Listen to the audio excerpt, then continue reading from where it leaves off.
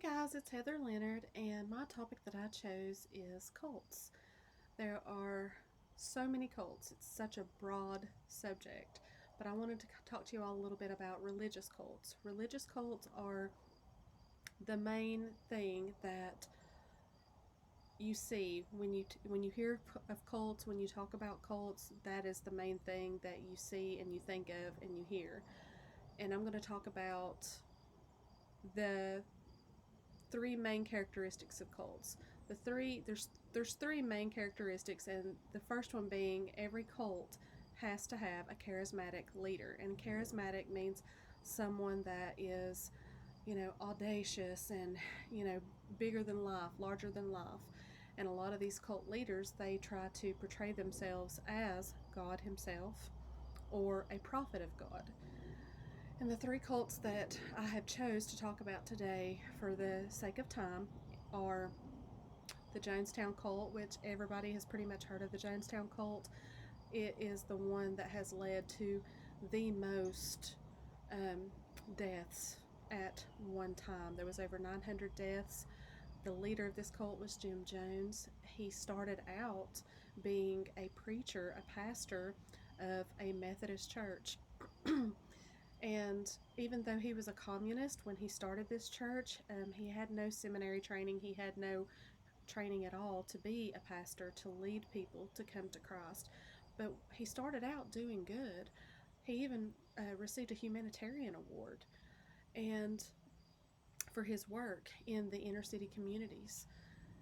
It started out as a good thing. He brought people together, unity, and that's what cult leaders do.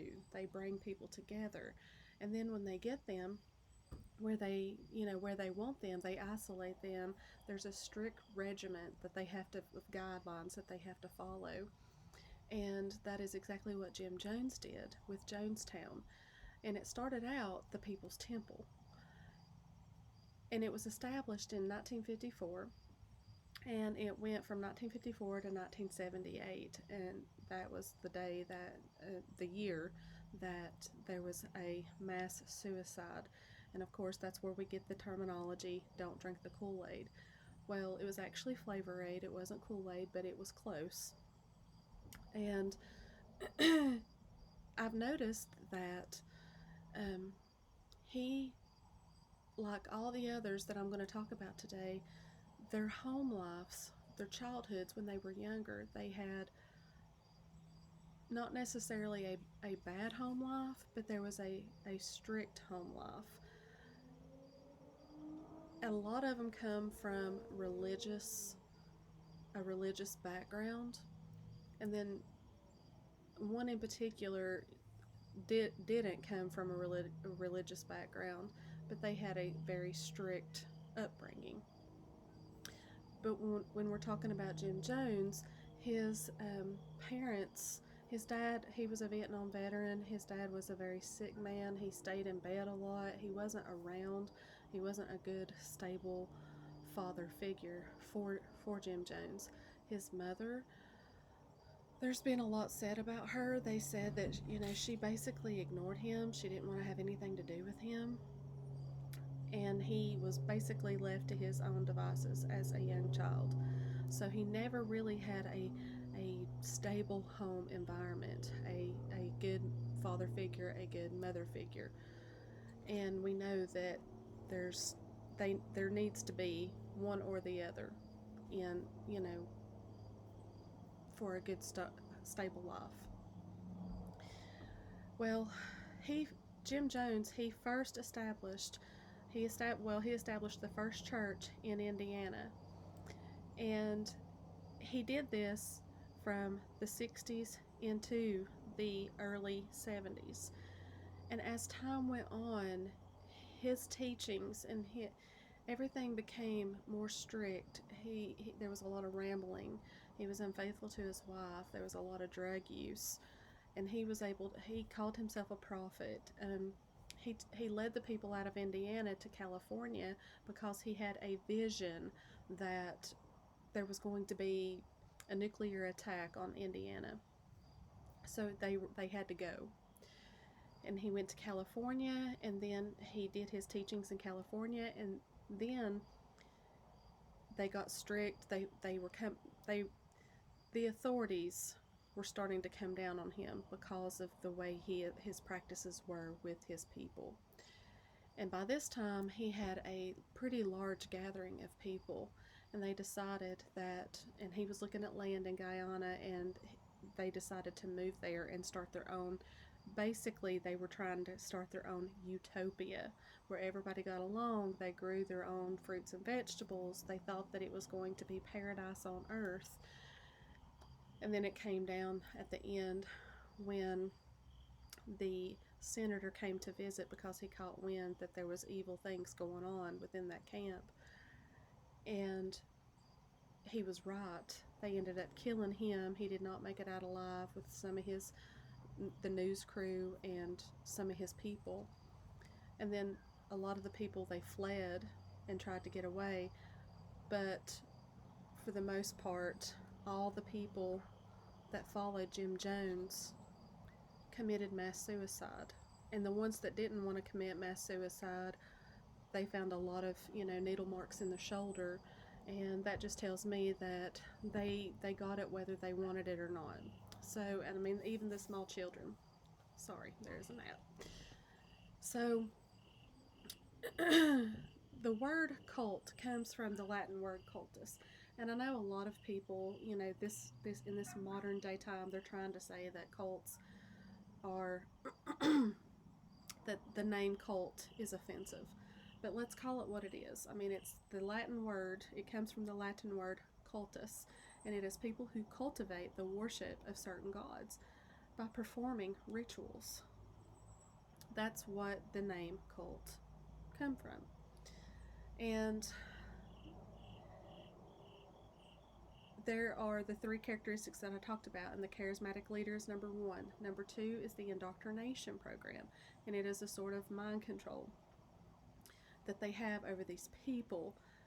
They prey on the vulnerable, the ones that want a sense of belonging. They want a sense of purpose. So they prey on these people, and they bring them in, and they call them love bombing. And they bring them in, and they feel like they've never received anything like this before from anyone else. So the leader, once they get them in their control, they have them under their influence. They control them. They isolate them from others. So the other one I'm going to talk about, the other cult, is the Children of God.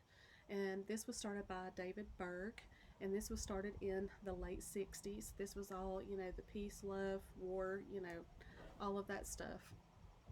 And they were coming off of the Vietnam War, and they wanted everybody to get along. It was Woodstock. And David Berg, he grew up, his early childhood, his mother was a reverend, but she was expelled from a church because she said that she was a divine healer, which means that is the laying of hands. So you just lay your hands on somebody, oh, you're healed. And that is what she professed to be able to do. So the church that she was attending, they expelled her from that. They were like, we don't believe in that. We don't think that that is good. And so she was out. Well, David Berg, he was exploring his sexuality, and the cult is called an apocalyptic cult, but their main thing was, it was a sexual thing with everybody within the cult. He wanted everyone, and David Berg took all of the people and they were all over the world. They were in Argentina, France, Spain, Venezuela, Peru. They were everywhere.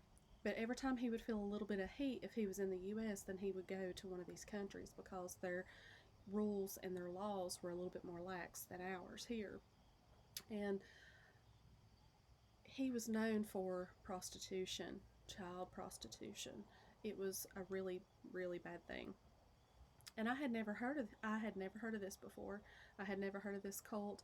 They are still actually functioning today and they are functioning. They started out as the Children of God, and then they went to the Family of Love, and now they're called the Family International, and they're supposedly just online, but they still promote by walking up to people on the sidewalk, trying to get money from people that way to support what they're doing. And David Berg, he passed away, but his ex-wife Karen Zerby, she's the one that is the leader now, and she took over for him. And he said that on his deathbed, and there's nothing religious about this. There's nothing Christian about these people that were doing these cults, even though they were doing it under the guise of religion. There was nothing religious about these people. He said his number one regret was that he never slept with his mother. So that just tells you that psychologically there was something not quite right there. And the last cult that I'm going to talk about is the Way Down. I don't know if you guys have ever heard of this. I have. I remember when I was working at my job at Frontier Health, I was in the billing department for Frontier Health, and there was a lady that I worked with, and she started doing the Way Down, and I had never heard of it. And she said, "Oh, it's how to lose weight, but you read scripture." And I just remember that. Well, this lady that started it, her name is Gwen Shamblin. She recently just passed away in 2021. Her church that she founded a church, but she started with the Way Down, and that's another characteristic too that is involved with these cults. You know, the charismatic leader, she was a charismatic leader. She was very short, petite lady.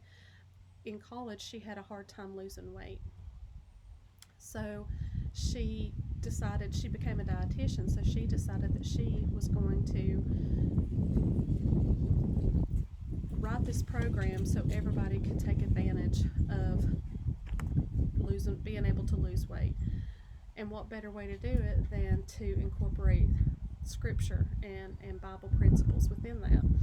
So she promoted her weight loss agenda, and that's another thing they do. That's the indoctrination right there. That's how you get the people to come in. And then, of course, number 3 for the charismatic, the charismatic leader, the indoctrination. Then you have the exploitation. What they do is, they isolate you from your family, from your friends, and they get you to, do what they want you to do. And basically, it's bringing money in for these cults. But she grew up in a strict religious household herself, and it was a household where women were not preachers. But she made all of this money from the Way Down program and thought, what better way to do it better than to start her own church. But she only started her own church after the churches that her program was in told her, no, we're not doing this anymore, because she denied the Trinity. And she said that the Trinity, it wasn't, she didn't believe in it. So all of the churches basically kicked her program out of their church. So she was not, I'm sure she was making money, but she wasn't making the money that she was. So she founded her own church. She said she found the one true church, and that's where everybody else in the world was just worshiping a false god. That her church was the only true church. Funny fact, not really funny, but a quirky fact about her